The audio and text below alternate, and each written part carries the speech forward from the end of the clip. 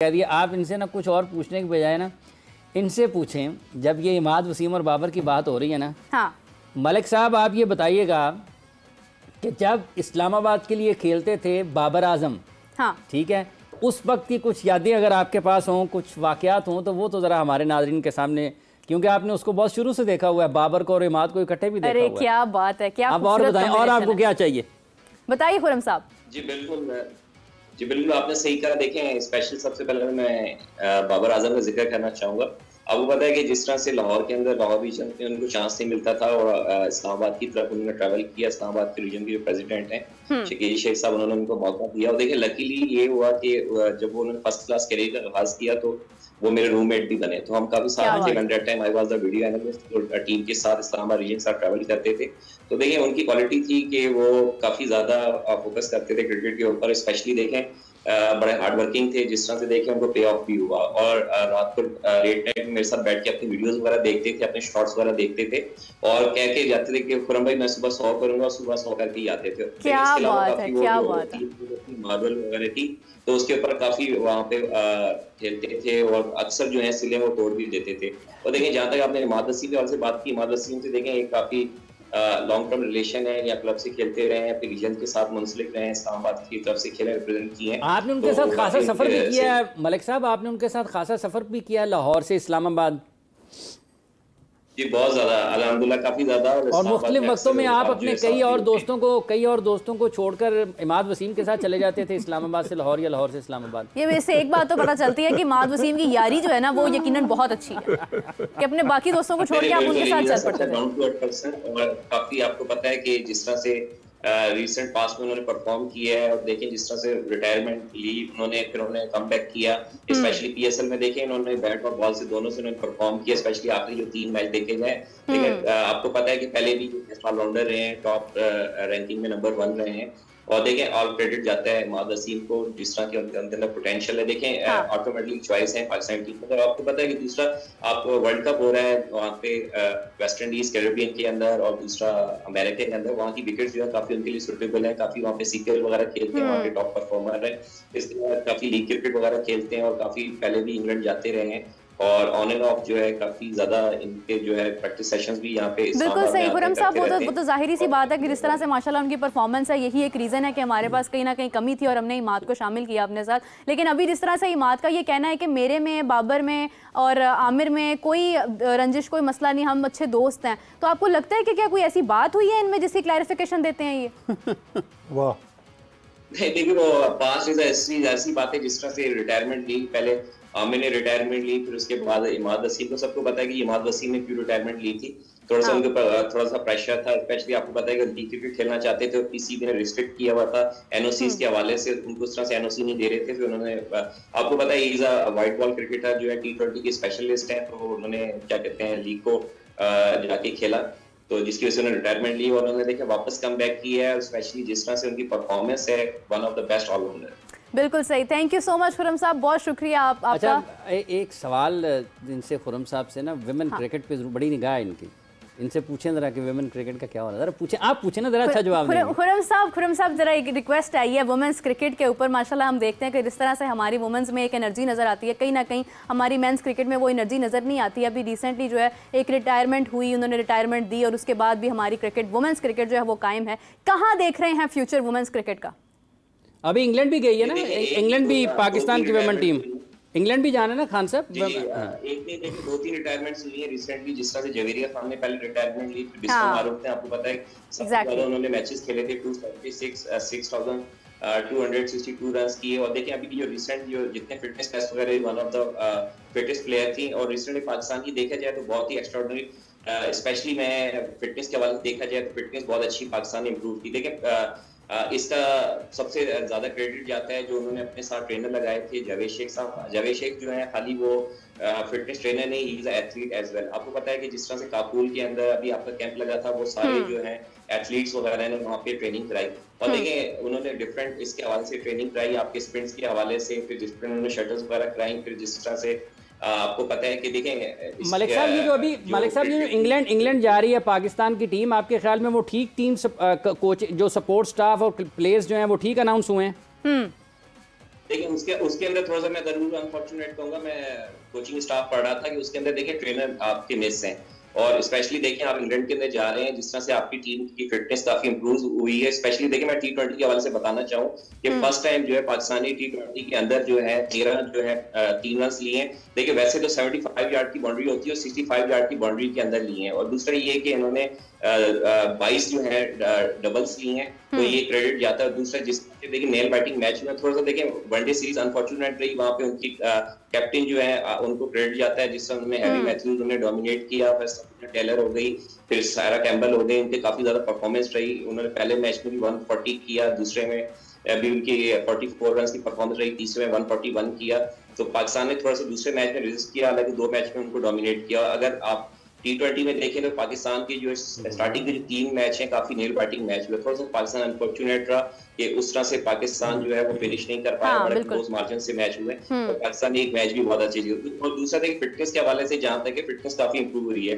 एक तरफ देखिए क्रिकेट बोर्ड जो है रीजन्स के अंदर जो है fitness and strength and trainers को जो है वो लागू करना चाहते हैं, और दूसरा देखिए इंग्लैंड के अंदर टीम जा रही है, उसके अंदर आपके जो है ट्रेनर जो है स्ट्रेंथ एंड मिसिंग है। बिल्कुल सही, बिल्कुल सही। खुर्रम साहब बहुत शुक्रिया आपका, बहुत शुक्रिया। बड़ा अच्छा लगता है जब कोई पॉजिटिव गुफ्तगू भी होती है हमारी क्रिकेट के बारे में। लेकिन हाफिज साहब, जहाँ पर इतने अच्छे फैसले पीसीबी की तरफ से हो रहे हैं, ट्रेनिंग की बात हो रही है, फिटनेस की बात हो रही है, यहाँ पर आपने भी रिसेंटली सुना होगा कि नाइला भट्टी ने अपनी रिटायरमेंट दी है, और सुनने में आ रहा है कहीं से कोई एक ना परिंदा आके मुझे बस बता जाता है कुछ बातें, फिर मैं सवाल करने पर मजबूर हो जाती हूँ कि सुनने में आ रहा है कि उन्होंने ये जो इस्तीफा दिया है, यानी कि जिस तरह से उन्हें मुस्ताफी होने का कहा गया है, उसमें किसी दबाव में उन्होंने ये फैसला दिया। आप क्या कहेंगे इस हवाले से? देखिए इसमें जो इत्तलात मिल रही हैं, गो कि पाकिस्तान क्रिकेट बोर्ड की हवाले से कुछ खबरें मीडिया में हैं कि किसी को मजबूर नहीं किया जा रहा, लेकिन हालात कुछ ऐसे पैदा होते हैं कि आपको जाना पड़ता है। जैसे बाबर ने कैप्टेंसी छोड़ दी थी ना, मतलब उसको किसी ने मजबूर तो नहीं किया था ना। बिल्कुल। तो अगर बाबर के लिए ऐसे हालात पैदा हो सकते हैं, जो पाकिस्तान के कप्तान थे वर्ल्ड कप में ना,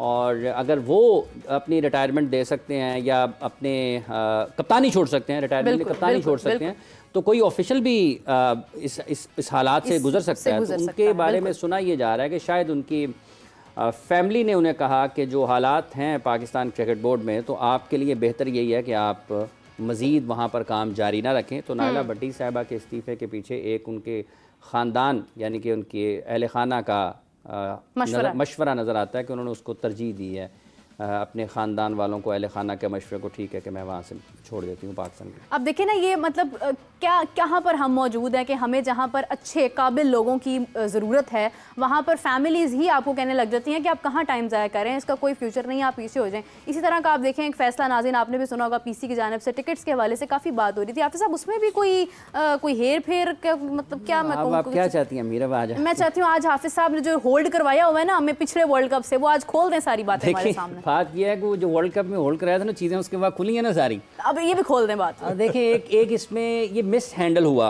ये जो टिकटिंग का जो मामला था ना, ये पाकिस्तान क्रिकेट बोर्ड के चेयरमैन की तरफ से बताया ही जाता है, जो हालात नजर आते हैं कि मिस हैंडल हुआ। अब उन्होंने जानबूझकर किया, उन्होंने इरादतन किया या गैर इरादी तौर पर हो गया, ये एक अलग बहस है। लेकिन जब उनसे ये कहा गया था कि एक फ़लाँ मामला है पाकिस्तान क्रिकेट बोर्ड में और कुछ चीज़ें ठीक नहीं हैं, अगर कोई उनको बताता है तो उनको सबसे पहले तो इंटरनली इंक्वायरी करनी चाहिए ना कि वाकई जो उनको बताया गया वो ठीक है या नहीं है। अगर लगता है कि जब आपने अंदरूनी तौर पर कोई कार्रवाई की, तो कोई तहकीक तफ्तीश की, तो फिर आप कर लें FIA को या किसी भी सरकारी इदारे को, रियासती इदारे को, अगर उसमें शामिल करना चाहते हैं मज़ीद उसके लिए तहकीक के लिए, तफ्तीश के लिए, तो आप कर लें। लेकिन बगैर किसी अंदरूनी तौर पर इंक्वायरी के, और अगर उस मामले में पहले से इंक्वायरी हो चुकी है और उसकी रिपोर्ट पाकिस्तान क्रिकेट बोर्ड में मौजूद है, तो उसको नज़रअंदाज किए बगैर आपने बराह रास्त अपनी वजारत के नीचे ही उनके वो इदारा आता है और उनको कह दिया कि वो आपके दूसरे दफ्तर में आके छापा मारें और वहाँ से एक स्टाफ मेंबर को ले जाएं। ये वो हालात हैं जो आपने पहले जिक्र किया है कि इन्हीं हालात की वजह से वहाँ पर खौफ व हरास है कि आपके काम करने के अंदाज के ऊपर, या ठीक है आप लाजिम तो नहीं है ना कि सबके सब लोग ही वहाँ पर खराबा कर रहे होंगे ना, खराबियाँ कर रहे होंगे, जो बॉस कहता है वो कर देते होंगे। बिल्कुल ऐसे। तो वो मिस हैंडल हुआ कि बगैर उन्होंने ये जाने हुए कि इस बारे में पाकिस्तान क्रिकेट बोर्ड की तहकीकात किए हैं, छापा किया पाकिस्तान क्रिकेट बोर्ड के ऑफिस, खातून जो स्टाफ मेंबर थी उनको ले गई FIA 7 और रात को मेरा ख्याल रात 11:30-12 बजे की है उसके बाद और उसके बाद उनको वहाँ से रिहाई मिली, छोड़ा गया। और वहाँ पर जो ज़राए ये बताते हैं कि वो जो उस खातून का मौक़िफ़ था, जो कि पाकिस्तान पहले क्रिकेट बोर्ड पहले भी इंक्वायरी कर चुका था, उनको जब वहाँ से उन्होंने रिहा किया, छोड़ दिया FIA ने, तो ये बताया गया जी ठीक है, ये केस बनता ही नहीं है। तो जब केस नहीं बनता था, आप कैसे उसको अरेस्ट करके लेके जा सकते? और पाकिस्तान क्रिकेट बोर्ड ने इंटरनली क्यों इंक्वायर नहीं किया उसको, उसकी तहकीक पहले क्यों नहीं की है कि अगर ये अंदरूनी तौर पर ही मामला हल हो जाता तो आप ये देखें कि इसका ये मसला नहीं है, इसका मसला बैनुल-अक़वामी है कि आपकी वफाकी तहकीकाती इदारा पाकिस्तान क्रिकेट बोर्ड पर छापा मार रहा है और पाकिस्तान क्रिकेट बोर्ड के मुलाजमीन को अपने साथ तहकीक तफ्तीश के लिए लेकर जा रहा है। ये पाकिस्तान का मसला नहीं है, ये बैनुल-अक़वामी मसला है। दुनिया में इस खबर से क्या पैगाम जाएगा कि आपकी क्रिकेट के बारे में लोग बाहर क्या बात करेंगे कि आपकी सारे का सारा अवई बिगड़ा हुआ है। और अगर ये बदनामी पाकिस्तान की दुनिया में हुई है तो उसकी जिम्मेदारी किसके ऊपर आयद होगी? भाई पाकिस्तान के जो वजीर दाखिला है उनके ऊपर होगी।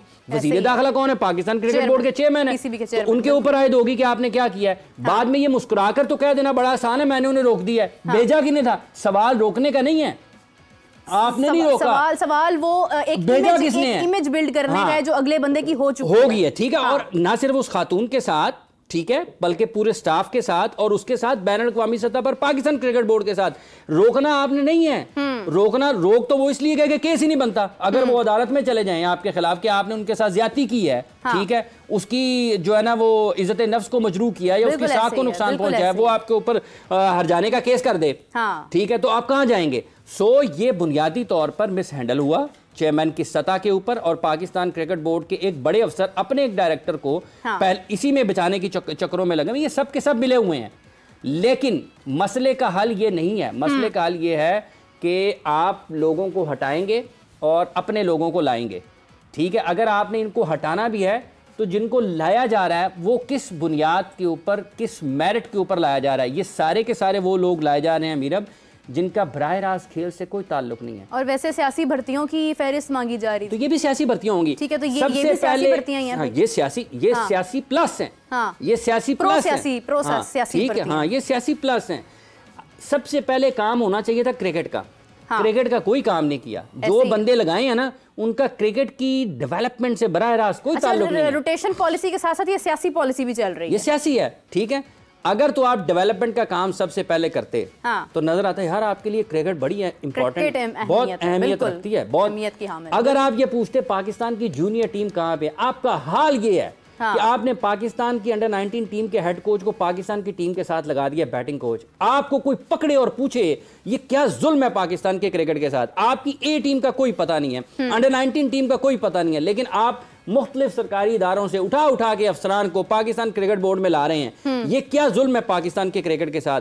आज आपके पास खिलाड़ी नहीं है ना। मैं बैठे बैठे मेरे ज़हन में अभी आपने जब ये बात की तो सवाल आया है, मुझे बताएं कि गुज़िश्ता 5 बरसों में, चलें 5 ना 4 लगा लें, अंडर 19 की सतह पर कितने ऐसे खिलाड़ी थे जो छलांग जिन्होंने लगाई अपनी कारकर्दगी से और सलाहियत से और पाकिस्तान की टीम में आए?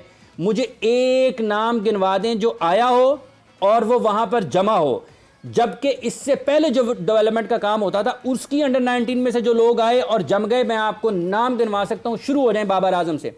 बाबर आजम, क्या बात है, क्या बात, इमामुल हक, शाहीन शाह अफरीदी, शादाब खान, शुरू हो जाएं। इसमें इस टीम में इमाद वसीम, मोहम्मद आमिर, ये सब अंडर 19 से डेवलपमेंट से आए हैं पाकिस्तान क्रिकेट बोर्ड के।